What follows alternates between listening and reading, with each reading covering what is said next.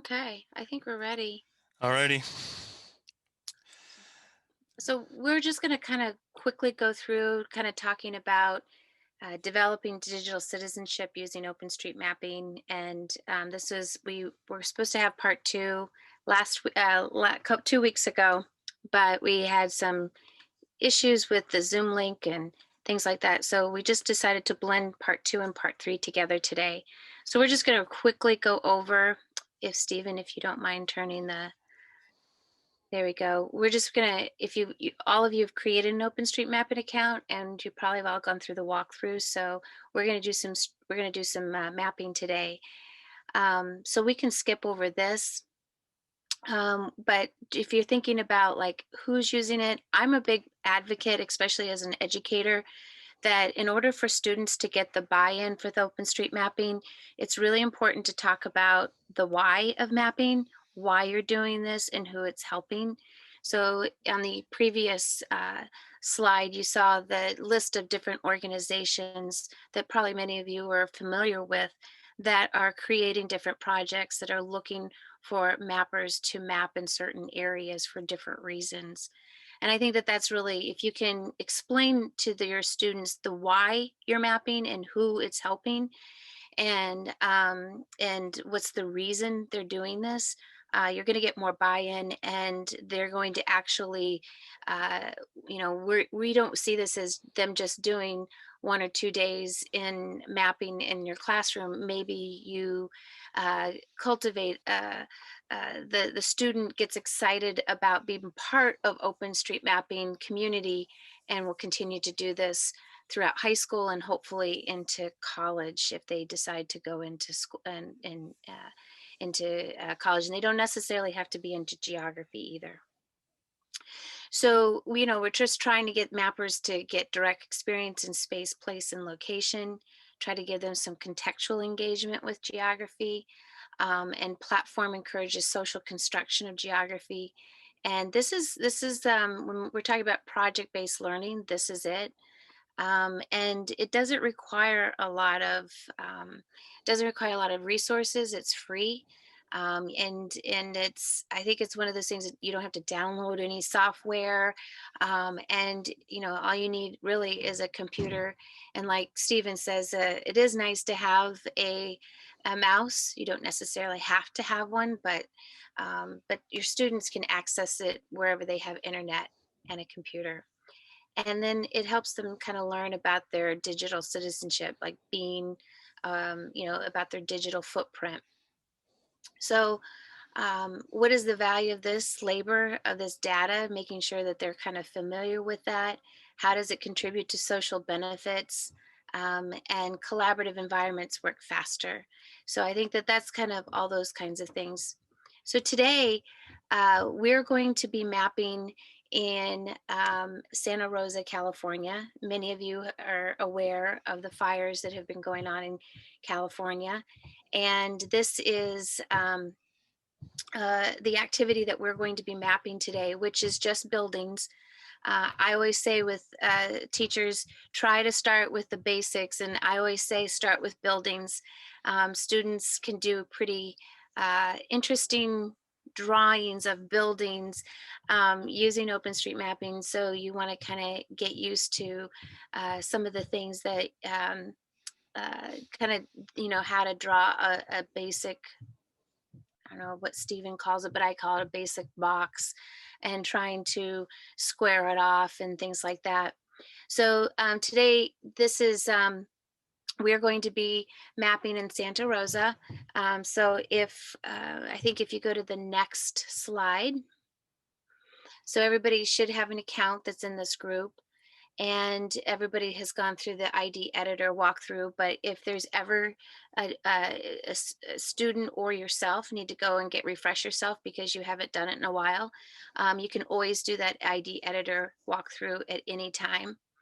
And you can go to, once you get into Teach OSM Tasking Manager, you're going to go to task 1152 today. You're going to go to 1152 today, and we're going to choose a square, and we're going to begin mapping. So I think we can, let me see. Stephen, do you have the link that we could put it in the chat so everybody just can click from the Let chat? me, I need to switch windows here. Let's, I can get it here too.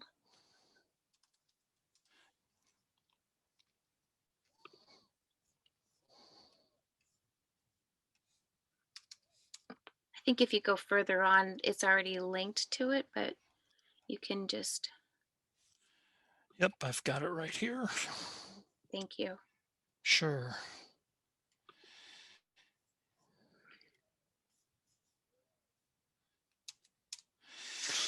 And you can peel it right out of the chat window.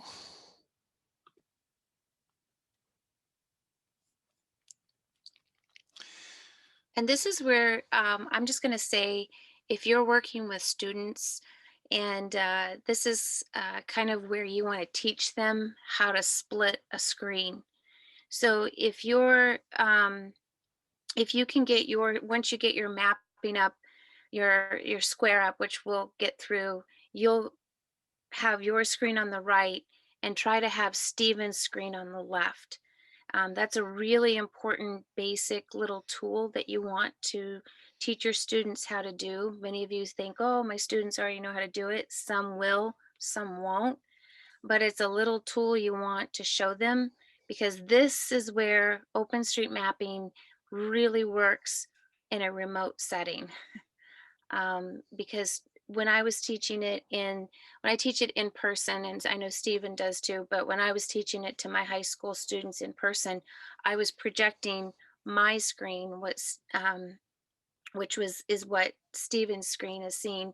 And then they were seeing their screen on their computer, and they would look up and then they look down and they look up and they look down, and they would get lost. They would miss a step, or they would get confused.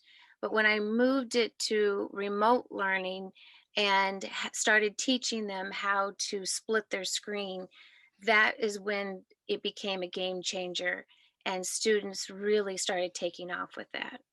So go ahead, Stephen, if you want to go ahead and talk about editing and just kind of friendly reminders about editing.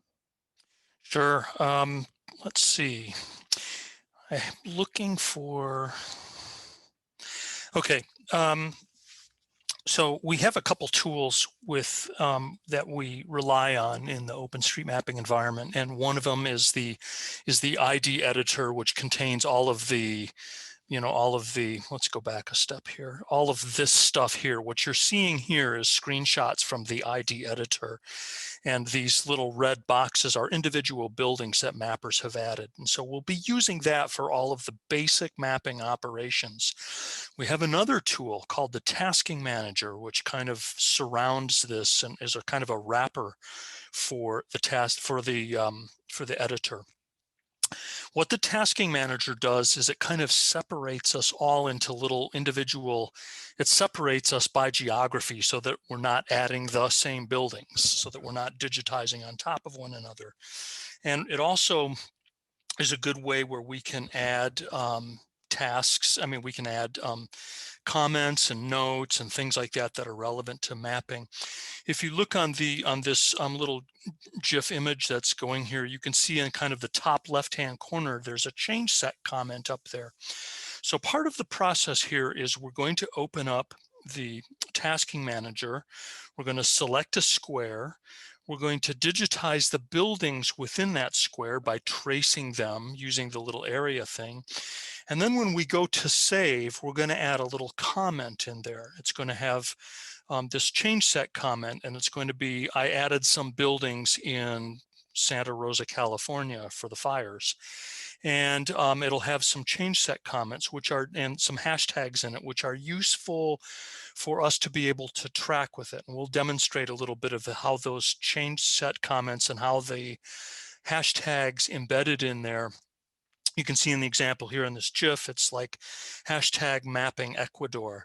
And so we can search later on in change set comments for everything, every change set that's got that mapping Ecuador in there, or the Santa Rosa fires thing. And so we can get some kind of statistics, which is really cool, because then you can kind of say, hey, to your students, we added, 14,000 buildings and made 39,000 edits to the map. So this is for the ID editor walkthrough. So here's kind of the overview of the process. If you haven't done this yet, go ahead and point your browser to tasks.teachosm.org. I'll give you a couple seconds to do that if you've not already done it. And up in the top right-hand corner, there's the login. And go ahead and click on login.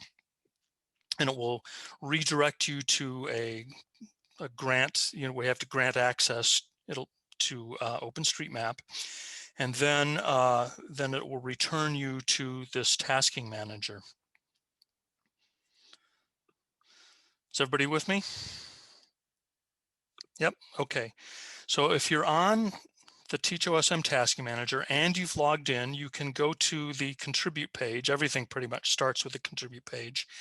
And in that search box, our project number is 1152. And I'll give you a second to call that up.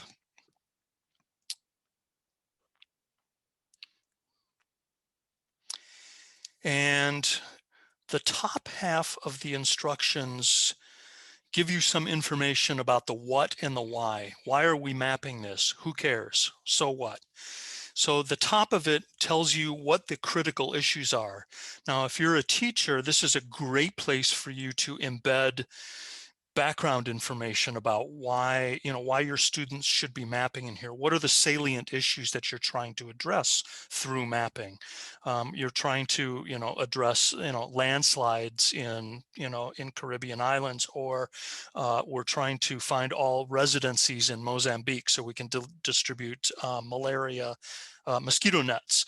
Whatever the issues are. So for Santa Rosa, we're trying to locate all of the buildings so that we have a complete map that can be used for rescue, for recovery, for anything that the local governments may want to use, or citizens that are concerned with delivering goods and services.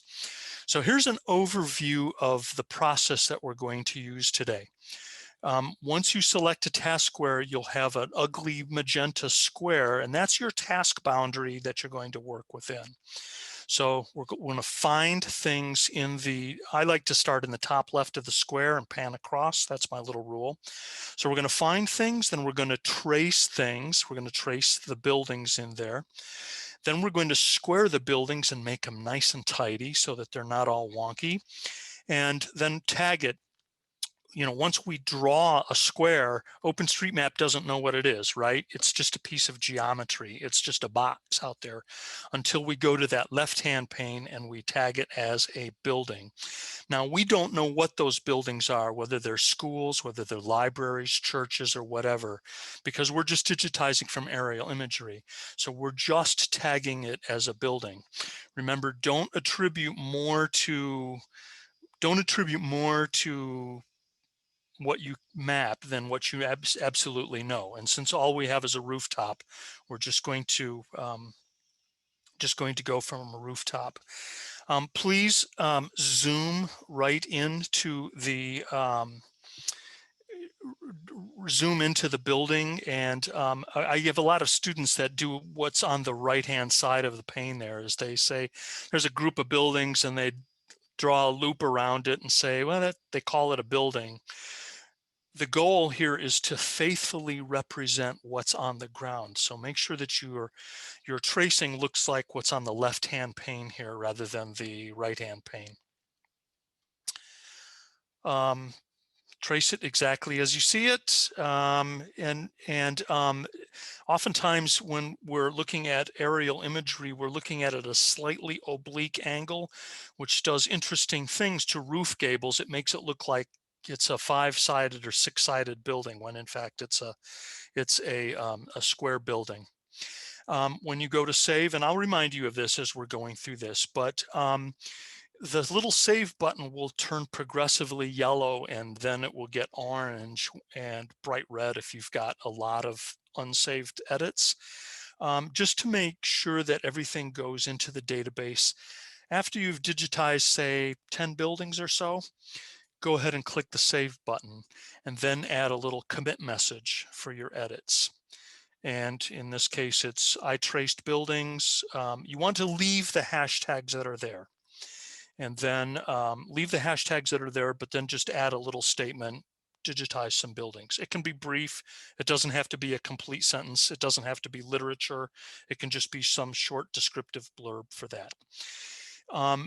After you've digitized everything in the square, then you can kill the tab and go back to the tasking manager and say, I've completed the tab. If you haven't, then you can just click stop mapping. I'll coach you through this when we get to it.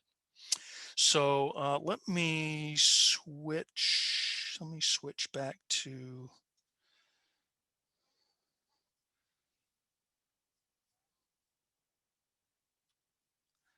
let me share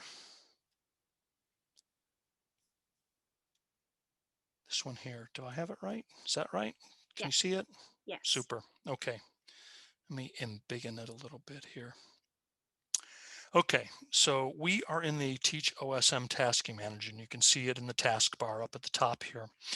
Up at the top here, this is the where and why, this is all of the why we're doing this. And I've linked here to, a couple, some external sources in the New York Times that talk about the fire. Here's another Scientific American article that talks about climate change. So, here's your opportunity to link to other kind of sources about, this could be climate change, this could be about the human impact, it could be about anything here. But all of this up here at the top here is pretty much all of the what, where, and the why. So now below this is the how.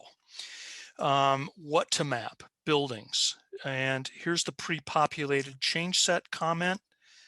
Oops, let me highlight it here. I've highlighted it here.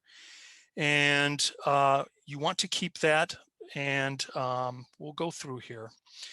So everybody should be on the same page here. So you see this little button down here that I've highlighted. It says map. I'd like everybody to click on the map. And I think I have to log in here first, so bear with me. I haven't logged in, so I'm granting access. Bingo. Okay, and this map on the right-hand side this is our task area. And each of these little squares is one task. And when I select a task and you select a task, we'll select mutually exclusive tasks so that we're not mapping on top of one another. So, okay, so everybody should click map. Might have to scroll up a little bit and the instructions are to choose a task. And I'm going to choose this little task right up here. Notice how it turns yellow when I select it. Each of you should do the same. And when I click start mapping, your screen should look like mine. And you can see that the squares should turn blue, which means that they're locked. Everybody with me? Okay, so the next step is to start the editor. So here we're opening the editor. So there's the two applications. I'm in the tasking manager. When I click this, it's going to open up a new tab with the editor. So I'll click that. And here I am. Now notice I have this binary choice that I always have when I open up ID Editor. I can either start the walkthrough or I can edit now. I'm going to click edit now. And you can see that ugly magenta square in the middle of it. So that's the boundary for my task. And I want to stay within that task so that I don't digitize on top of Scott or Pamela or Greg.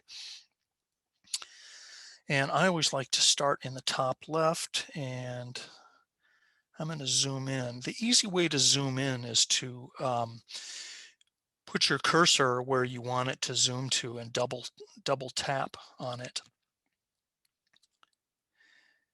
And remember to zoom in close so that you can see. The rookie mistake is to zoom, is to digitize from the 5,000 foot level, and I'd prefer for you to be at the 500 foot level. And if you're looking at my screen, you can see I've got this building that crosses the task boundary. My rule is to pick up things that are on the task boundary just to make it easier for the next person to map. Okay, so I'm zoomed in. I've got this building here. Next step. Buildings are an area feature. They're a polygon. And so I need to select the area feature. Notice at the top of the screen in ID Editor, I've got 3 flavors of geometry up here. Literally everything in a GIS, literally everything in OpenStreetMap can be represented with these 3 flavors of geometry. It's either a point, a line, or a polygon, a point, line, or an area. Buildings are areas. So I'm going to I've clicked on area. It should highlight blue. Everybody with me?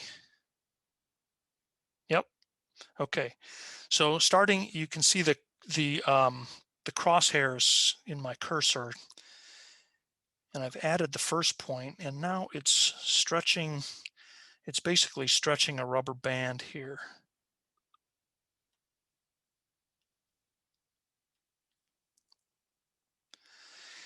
Notice I have to guess at that corner in the building here. And remember to ignore those roof gables. And then just double click on that last point. And you should have a nice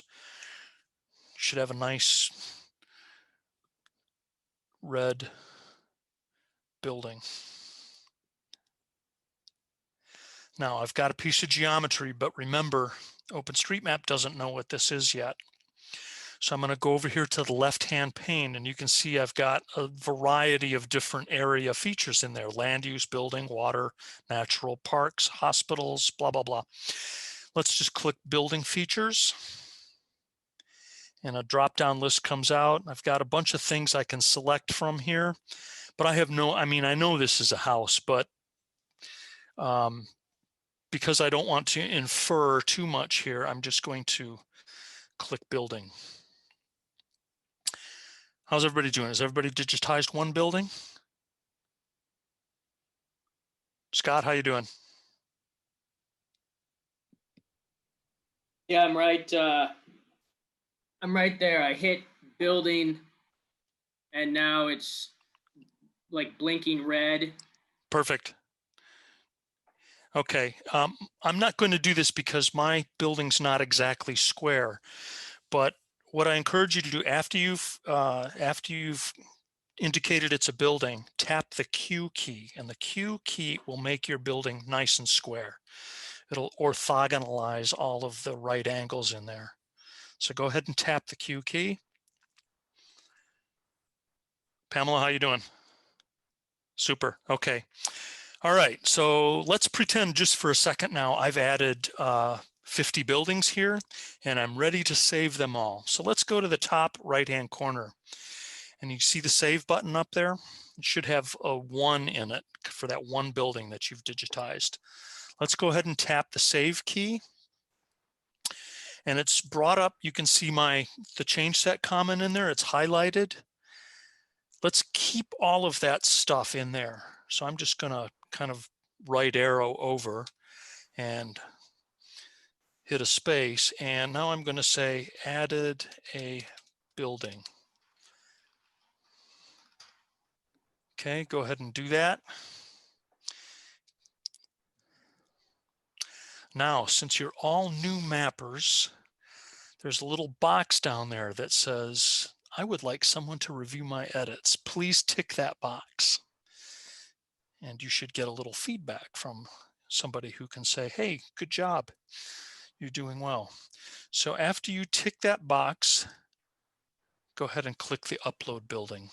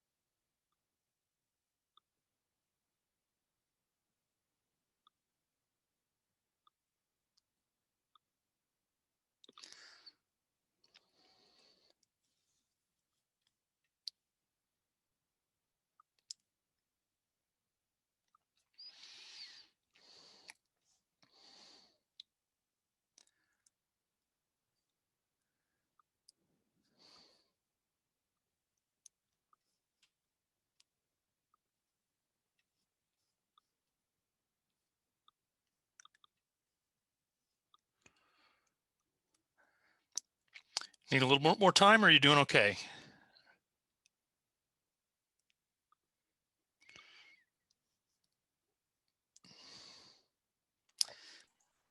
Well, are we supposed to, is that it?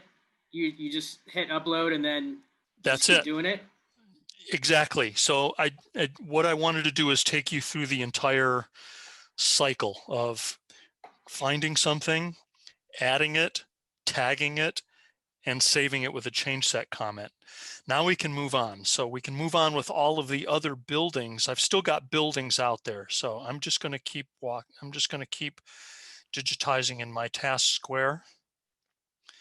Feel free to blurt out questions at any moment.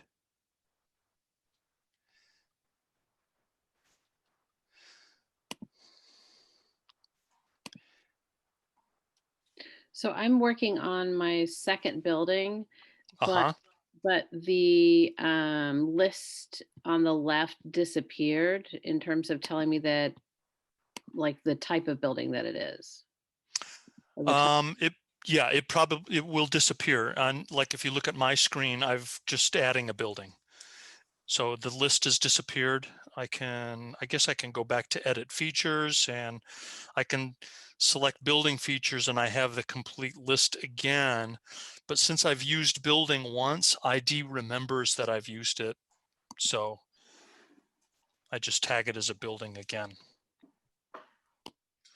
So from here on out, until you save again, it's just, I'll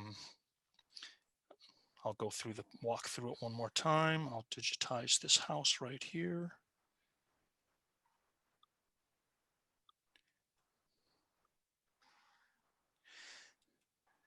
Okay, I added the geometry, tagged it as a building, tapped the Q key. And then I pan over, tap the area button, add the geometry,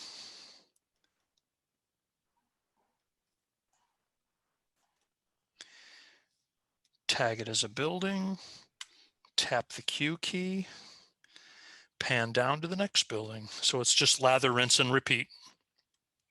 Stephen, can you, on your screen there, can you talk about where trees are covering the building, like how you manage that, just what you're doing there? Yeah, so it's inevitable that you're going to get some obscured corners like I've got on my screen here. I try to line up, I try to kind of guesstimate what's in sight here. And I use, you can use the crosshairs to kind of help guide you to kind of make sure that your known line is in line, and then kind of use shadows and color as a distinction.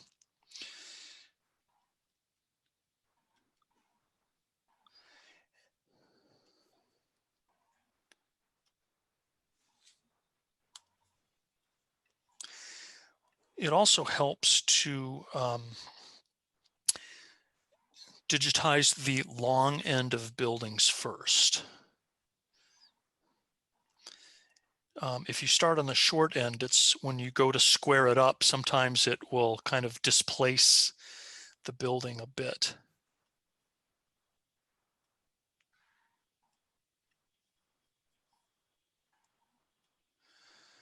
Yeah, so here I've got an instance where it's really difficult, so I don't know how far out to go here on this building.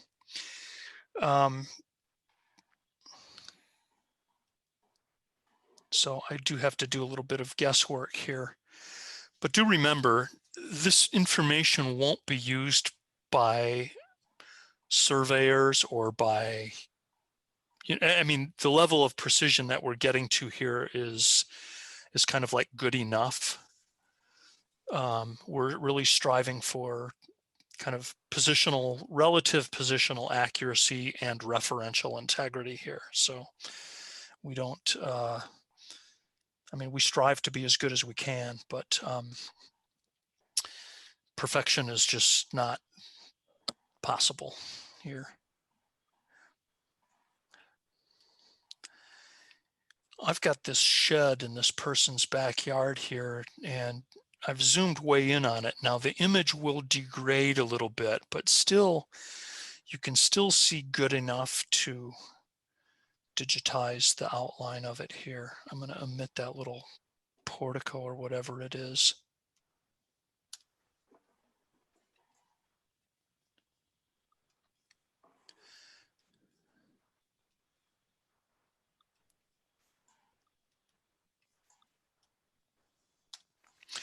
One of the good things about the Q key to square your buildings is that you can be a little, it's forgiving of sloppy digitizing, put it that way. If you kind of digitize things kind of wonky, the Q key can clean up a lot of disparities in your technique with that.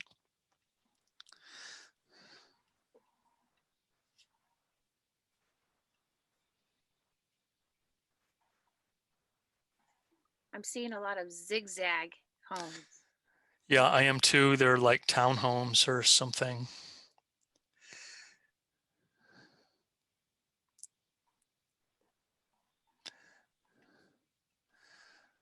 I'm also seeing this road that's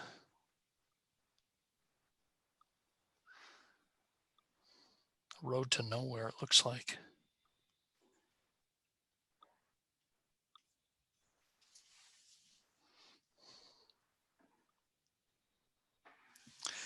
Yep, road to no. Welcome to suburban California. Right. I'm going to do something to this road here. If you can look at my screen, I'm going to add this fix me to this. And I'm going to say needs ground truthing.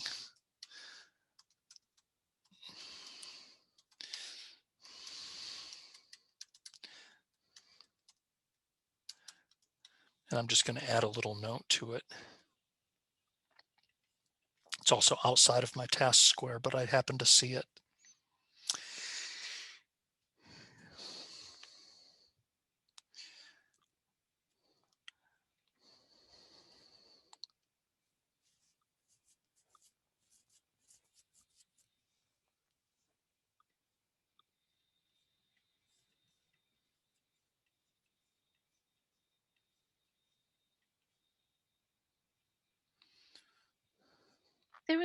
There was a, for example, if you do some mapping in a different country, in a different location where houses or buildings are not necessarily rectangular.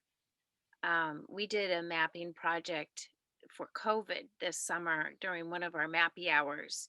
Were we in Peru? Was that right, Stephen? We were in Peru. It could have been there or in, yeah, it could have been there, or we did some digitizing in Tanzania, I believe, too. I'm not sure. I've And forgotten, but yeah. the buildings, most of the buildings were not rectangular or square. They were circular, and we couldn't tell if it was a building or, but it really allowed for discussion, you know, and allowing just even though it was just adults, but it gave us kind of talking about, okay, well, there's a road and that road leads to, we think that's a building, so we're going to go ahead and map it. But it created some interesting conversations, and that's what you hope to get your students engaged in, those kinds of discussions. I teach open mapping at George Washington University, and it never fails to happen that I get students asking me, Professor Johnson, what do you think this is? And I think, I don't know. It could be a pile of rocks. It could be a foundation for a building. It could be a wall. It could be, you know, I mean, but ambiguity is the name of the game, and you won't always know. But part of it is, you know, the fun of kind of figuring it out and looking at different landscapes and you know, figuring out what some of these things are. It does, like Celeste was saying, provoke a lot of discussion. I've got an interesting situation here on my screen where I have a building that appears to be totally wrong. I have, let's see, a driveway that goes right into the house. And then I've got this footpath that kind of goes around the foundation of the house and goes off into the woods here. If you have something like this on your screen, feel free to kind of move. I'm going to move this footpath and I'm going to move this driveway a little bit. I'm going to shorten it. I'm going to delete that vertex there and delete that vertex node. I'm going to delete that there so it's a little smoother. So feel free to realign the roads if they're not in the right place. This driveway looks pretty good from there.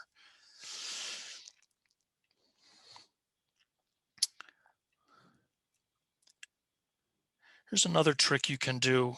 Like this building's in the wrong place, so I'm gonna move it. So to do that, I'm gonna highlight the building and tap the M key. The M is for move. And I can move this, and I don't think that's a building underneath there. What I can do is move it there and then stretch it so that it fits this building. If you're wondering how I'm going to add this little extrusion here at the front of the house, there's a little chevron halfway through the lines, and you can do this trick yourself. You can pick that little chevron up and drag it, and it will add a node in the middle of the line. And I can use these chevrons here to move and reshape that building, and then tap the Q key to make it nice and pretty.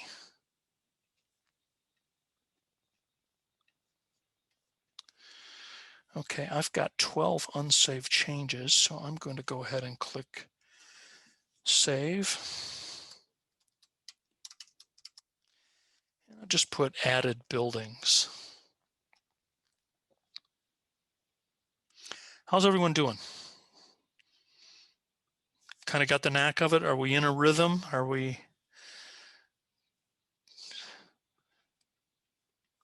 making hay?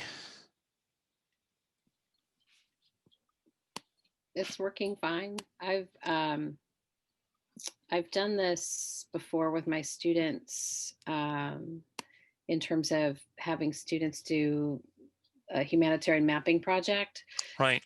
where they choose a project and contribute buildings and roads. So pretty, like you're saying, I mean, pretty much the basics of what we're doing here. And often what I find is that when students will say that they're interested in a project and they find that it's 95% mapped, and so they can't, really find where that has anything in it. And then at other times I've tried to, figure out, but I haven't done it, like how to actually host a mapathon. And that's something I'm interested in, is how to actually do that, where I could have a designated task for the students to do. And then that way, everybody's working on the same project, contributing the same effort to that project. So I'd like to learn how to do that, if you have any resources on that. Absolutely. I just finished up a 4-part open mapping boot camp that I've teamed up with American Geographical Society to host. I just finished up last Thursday, but I hope to be having another series probably in December. I wish I'd known. So that sounds awesome. Yeah, so that's one alternative. The other thing is, if you can paste your OSM username, and Scott, I'll do the same for you too, paste your OSM username into the chat window, and I will grant you project manager privileges in the Teach OSM tasking manager. And then on the Teach OSM website, here, let me see if I can.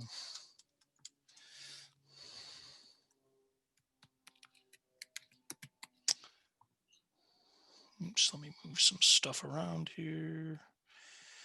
On the projects page, there are some resources here that you can use. Here's one here,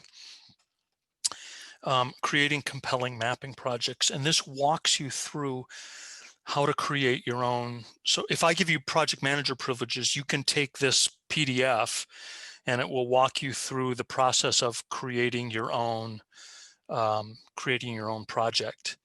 And I know I've walked Celeste and Greg through the process of doing this, and it's not trivial, but it's not real hard. So if you gain some facility with the tasking manager and the basics of mapping, this will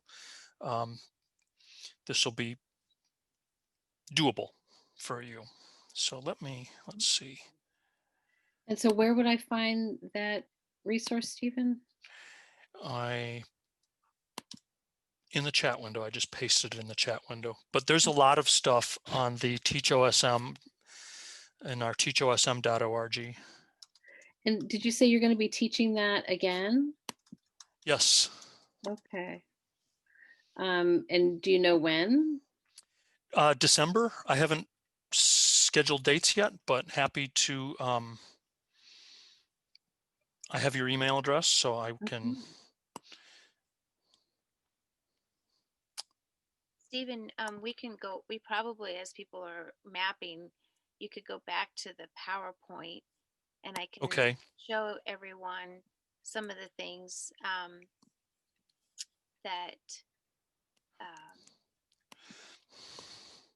Okay.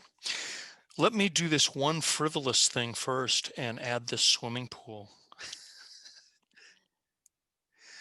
Just because.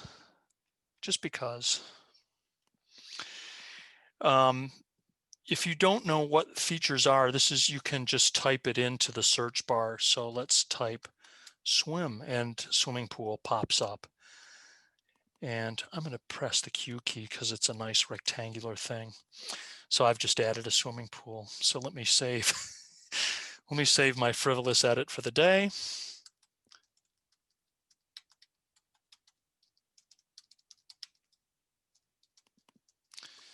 Added a swimming pool, exclamation point. And I will upload that.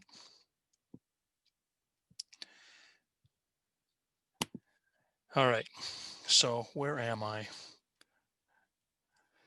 So I've made pretty good progress on my square, but as you can see out here in the eastern part here, there's a bunch of buildings that I'm just going to leave them undigitized now because in the interest of time, we're going to move on. And I want to flip back over to the PowerPoint. You can keep your task, but I want to show you what to do if you've got, like, all of a sudden I've got to go and I've done mapping from the. So since I've not finished this task square, I'm gonna mark it as I'm just going to stop mapping rather than that. And the way to do that is this. I'm just going to kill this tab. I'm going to kill that tab too. I'm going to kill my ID editor tab. And so I'm here back in the tasking manager. Now, I have two choices here at the bottom of the screen here. I can stop mapping or I can mark as completely mapped. And since I didn't complete the task square, I'm just going to click stop mapping. And what that does is that releases the task for the next person to map it.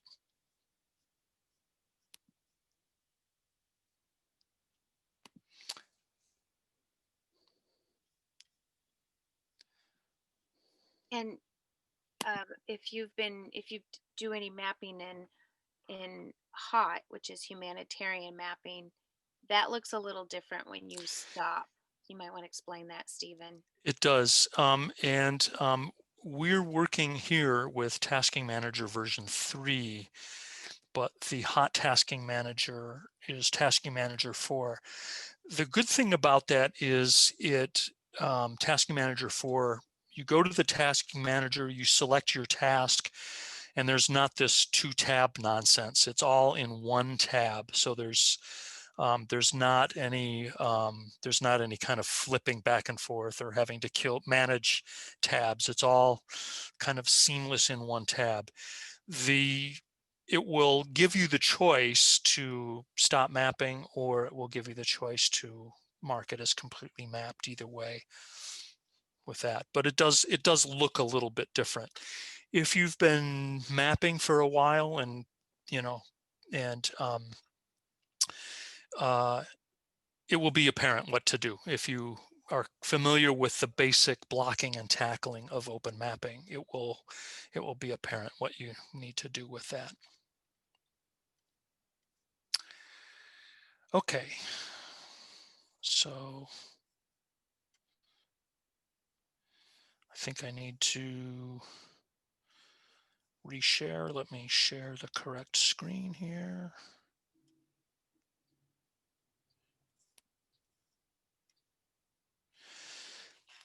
A couple notes. We haven't digitized any roads. If you do sign up for the next Open Mapping Boot Camp, I promise you we will do some roads. If you're new to open mapping, I suggest you take Celeste's hint and stick with buildings. Buildings are discrete. They're they're just standalone kinds of things. Roads a little bit trickier because first of all, they have to be connected, or you get OpenStreetMap will nag you to connect it to a road network. And the other thing is you have to you have to classify it. Is it a path? Is it a driveway? Is it a tertiary road or a residential road? Typically, I like to advise people that it's just a residential road or just an unclassified road. Don't guess. If you don't know what it is, just leave a note and say, hey, there's some ambiguous features on here. There's numerous places to leave notes. You can leave notes in the ID editor, and you can, add something and, say, I don't know what this is, or fix me, or whatever. You can leave a note in the tasking manager that says, this imagery is bad. I can't determine what's on the ground, whatever. But there are numerous places to leave a note, but the general rule is here, don't guess about what it is. Oops, sorry.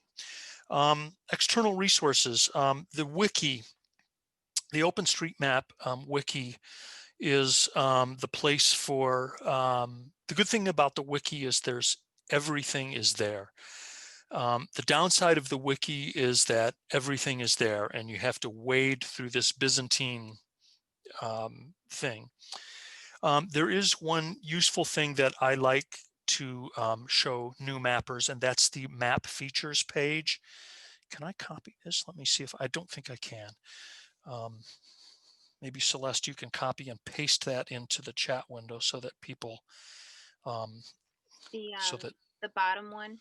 Yep. Both of those links there, the wiki for the map features. I think the map features is a nice, how do I tag this thing? It's useful to look at the wiki for that kind of authority, for that kind of thing. I like Mapbox has done a ton of, they've put a lot of time and money and resources into making some nice guides. The link is in the bottom there. And I think we'll pass this. This is a PDF we can pass on to you as well, right? Yes, I also put the link for the slideshow in the beginning of the chat, but I can do it again. Super. Okay. For that. This is the front page. This is the landing page for the Teach OSM website, teachosm.org. And under the projects page, you will find scads of how-tos. They're all PDFs. You can download them. And they're step-by-step instructions. They're geared to teachers, but you can feel free to pass them out to your students as well. They can use them as well. To work from them. Soon we're going to roll out another resources tab, which will have links to useful resources that are closely allied and adjuncts to the mapping process. And if you click open, so after this, you can actually click on that picture and it'll take you to the website.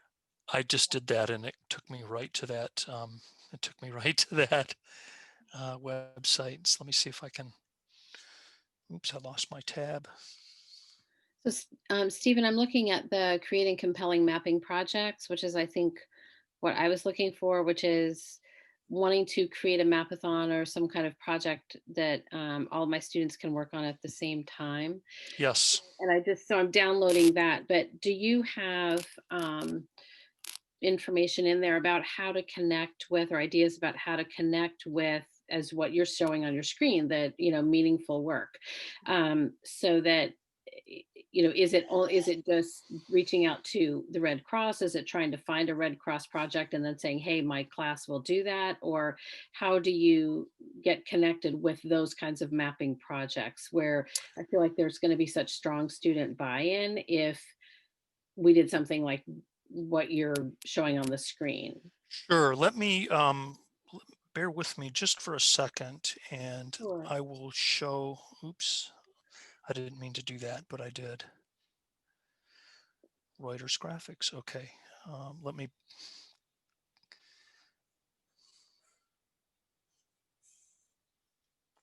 So Pamela, what I do is I teach human geography, but I also use OpenStreetMapping in my current events class. I've also used it in world history class when I'm trying to connect what happened in past to what's happening today. And so I've used it in those types of three classes where I kind of look for a project that will go along with what I'm teaching so that it's relevant. Um, and I use a lot of choices like teaching in the news. That's what Stephen had up there. I always, in my human geography class, we're always talking about refugees. Mhm. And the Choices program has um, some information. So I go over that lesson with them. And then I talk about, okay, today we're going to help map helping refugees. It doesn't necessarily mean that it has to be Syrian refugees. It might be another refugee situation, but, kind of giving them what a refugee is, and where there are refugees in the in the world. And then today we're going to do that. And a lot of times, if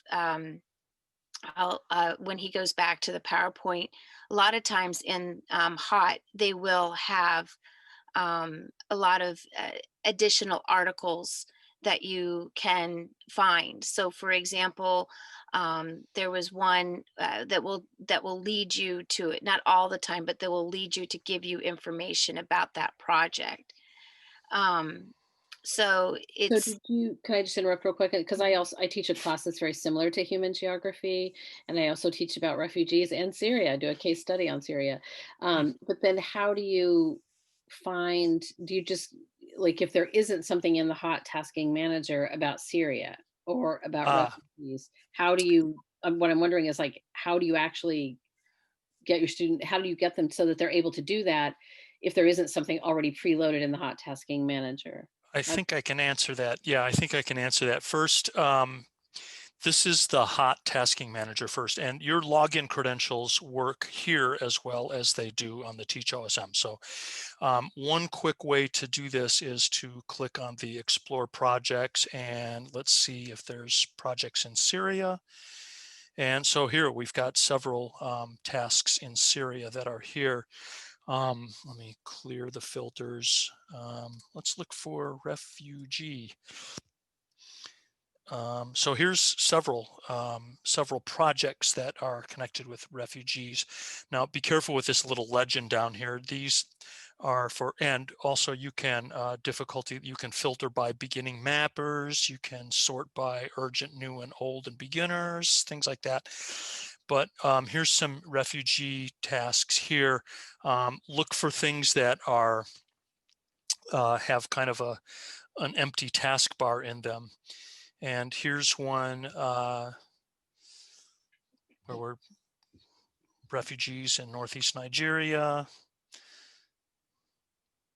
and project description. sometimes, Pamela, there aren't any, like, for example, there isn't any refugee mapping exactly in Syria.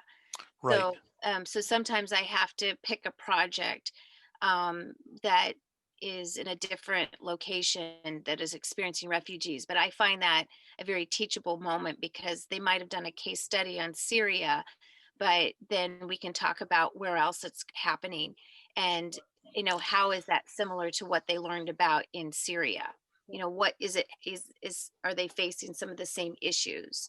I guess And what I've run across a lot is that when I send my students to do that, I run across the situation where there are these projects, but they're 95% mapped, as I was saying Right. before, stuff like that. And so then I'm sort of like, I had planned on that because it was there, 2 days ago when I Right. was rolling this out, and now it's Yeah. fantastic It's that it's gone. been mapped and now it's not Yeah. there.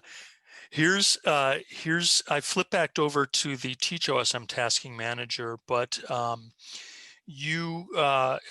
if that's the case, you can create a new project, and where you zoom into Syria here, and I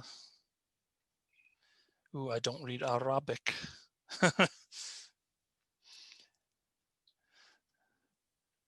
Is that Damascus? So we've zoomed into Syria here, and so I can draw the area that I'm interested in, and I can add, I create this geometry for this project. And then when I get over here to step 4, I don't think it's going to let me jump over there, but let's see if it will.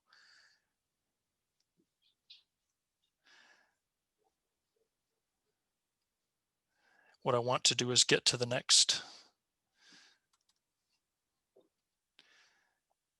Yeah, so here's where I can add all of the textual information. Here's where I add my description,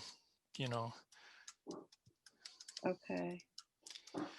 and some descriptive stuff in here. This is where I put my links to all of the refugee resources that I want my students to read. I save the changes. Here's where I add my instructions. I want them to add buildings. Here's where I add my hashtags, for your, my school, whatever your hashtags are. And then you add the instructions, add the, square all your buildings, do this, do that. Okay. And So that's basically just kind of this, and the handout that you have walks you through Okay. this process. So then that will automatically then assign a tasking number, for example. Correct. Okay. Correct. Exactly. Okay. You can also, you're welcome to pick any of these projects here. Let's just see if there's any for Syria here.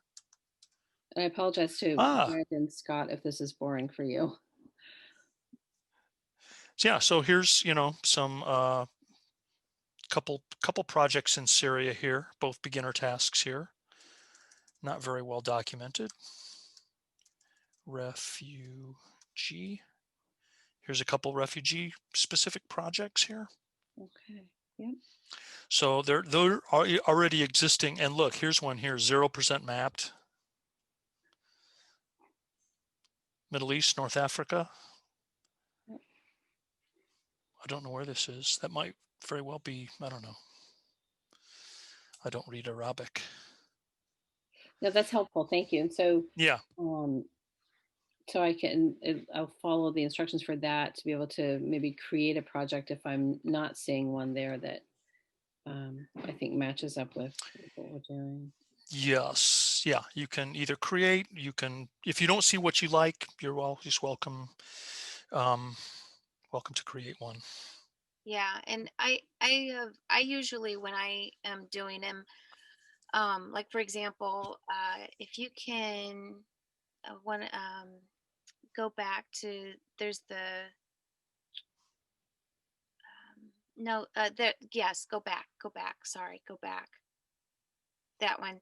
So this one was a perfect where it kind of, when the stars and the moon and all aligned, where choices had a teaching with the news, and they had an activity, and then I was able to find, because it was all happening at once, but I had to look either the night before, really late at night, and then the next morning if if that mapping project was there. And sometimes I would always try to find 3 projects, especially because it's hot and it's in the news. And so what happens is it's coming to people's attention, and they'll go on to hot, and they're looking to how that they can help. So we have a lot of mappers that will go to those Mhm. types of projects, because that's what's in the news, that's what's the latest Right. thing. And so those will go very quickly. But in there just happened to be, this is an example of one where I was able to get on one of those hot projects, and my students were able to map it. And in the description, sometimes you're really, really lucky. And in this particular one, they had it linked to this amazing website, which I still use today when I'm talking about um, uh, problems. What happens when you have so many refugees coming at once, and what's happening to the land, and what types of diseases start to happen, and how latrines, that they had to map the latrines because many people were getting sick. And so it just happened. But I'll tell you what, it was my second mapping choice, because the first mapping choice had already been 100% mapped that day. And so I had to go to the second one, and I was just fortunate to come across that website. If you go to the next one, um, this is actually one where I do a service project with my students through College Board, and they get a service learning badge for that, that goes on their AP transcript. And this is where Stephen helped me. I'm from Illinois, so and so is Stephen, by the way. We, Yeah, you but betcha. and so I was really excited to. I noticed that many of the rural towns, especially the town that I was from, are not mapped, and that was where we started talking about, um, some challenges, that if areas that are not mapped, because we're talking about, a lot of global places, international places that are not mapped. What about what's happening in the United States? So Stephen helped me create a project in mapping my hometown in Mount Pulaski. And that's what my students did. And I created links so that my students could go and click and learn about Mount Pulaski and what it's like to live in rural America. And then I had them interview the mayor of Mount Pulaski on a podcast. And so they talked to him, and he talked about food deserts, how they didn't have a grocery store anymore. And so it was a great time to talk about food deserts in urban areas and food deserts in rural areas. And then they were able to compare and contrast how that looked. It also, and this is another a tool that I use. A lot of teachers will ask, well, how do you know, if how many edits the student did or things like that? I mean, you can check for their edits, but I also like to have them keep a journal or a log about how many edits, what did they see, what were some of their observations. And so I have like a little worksheet that I have them fill out. And then when we get done with all our mapping activities for the service project, they've mapped according, it's equal to about 4 hours by the time they get done. It's just a portion of their service, of this service project that they're doing. They're doing other things too, but this was 4 hours of mapping. And then they turn that in, and that's evidence that they have done this service learning project through humanitarian mapping. So it's pretty neat how that has kind of worked out. And I think if you go one more, Stephen, on the next slide, Oops, um, sorry. go back. There we go. This was one of my students who was actually in my human geography class as a freshman. And then when she got to be a senior, she was really excited about it and she actually did a mapathon at our school. She actually brought people from the outside. She had it at night. She was into theater. She actually went on to study theater and the arts in college, and she wanted to somehow, bring attention to this project and this issue that she found when she was exploring different projects. And so she says, this is how we're going to give back. And she actually, you could click if when you go onto this website, if Stephen clicks, you can go onto her website, and she actually she had performers. So she had pizza, and she had she had food, she had music, but she also had current AP Human Geography students there, mentoring teachers and adults and community members that had come in. She had about over 100 mappers from the town of Mashpee. If you go over to the art chain, she had an art chain on that, Stephen. Yes. She talked about art activism and how art is a way of, bringing attention to different uh, issues and causes. And so then what she did is she created this where, if you go down on that drop down box, Stephen, on the art chain, she had different, go to meet the artist. Sorry, go to meet the artist. There we go. When she went to that, she had picked 5 different artists from the school, and they each one made a picture, and then that one based on the topic. And then she gave the picture to a gentleman who wrote music to it. And then another one made a clay art piece, and then another one wrote a poem about it, and she read it at the event that night. And then the 2 dancers actually danced to the music composition that the gentleman had created. So it was really neat, and it was all about the topic of the project that she had chosen to map. So it was a great way of bringing the community together. We probably had more adults in the auditorium than we did students, but it was a great way of bringing it together. And that was just a mapathon that she created. And you know uh, Hopefully I'm trying to build a little group of students that will try to do these kinds of mapathons. If you go to the next slide, Stephen. Oops, let me.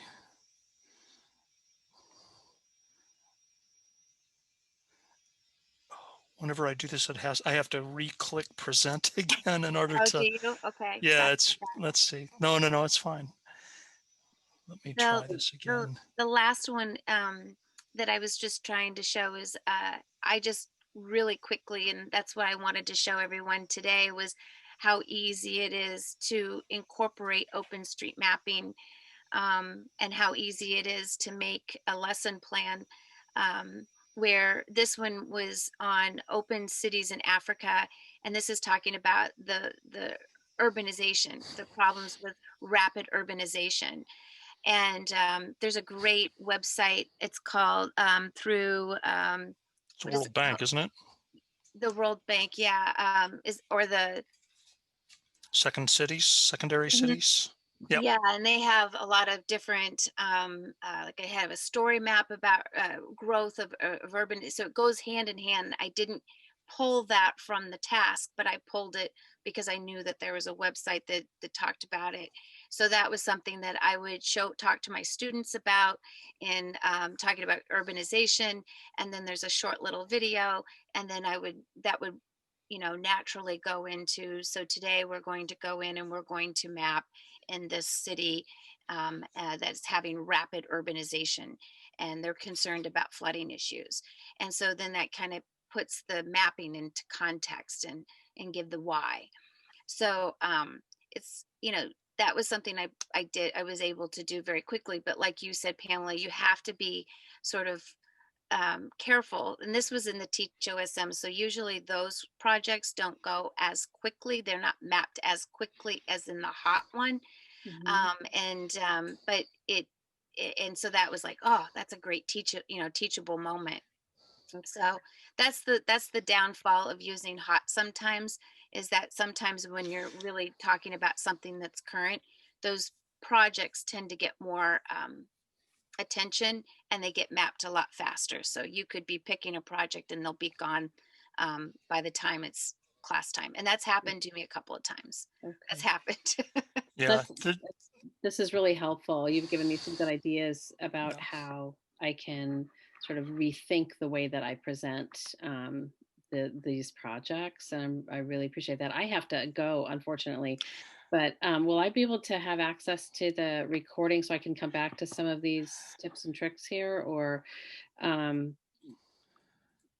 do you Believe know, so. or should I just be in touch if over email if I have more questions? Yep. Nate says yes. So you Okay. can, you can always reach out to either Celeste or myself individually if you have, questions. Happy to help with that. A couple of things before I know everybody has to jump off.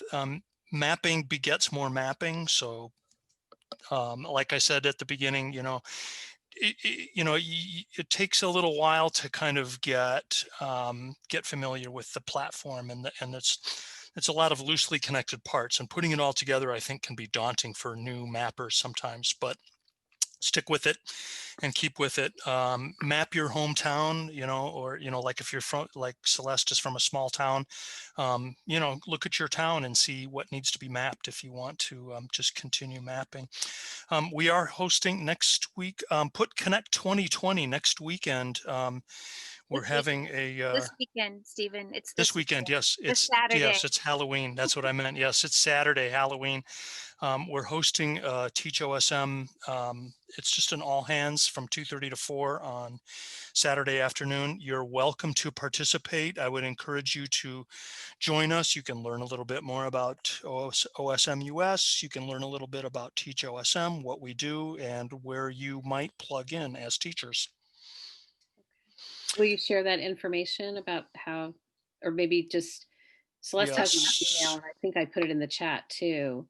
If you Yeah, I can do that. I can put it real quickly in the chat, the link to, you Yes, just please. have to register, and then it's from 2:30 to 4. It's free, by the way. It's free. I don't know if Stephen said that. It's free. Free. The price is right. Okay. I'm sorry I have to go. No, that's That's fine. quite Thank all you right. for We're joining out me. of time anyway, Yes, so thank you, Thank you so much. That was really fantastic. I appreciate it. super. Thank you. All right, I'll be in touch. Thank you. Good stuff. Take Thanks, care. everyone. Thank you so much.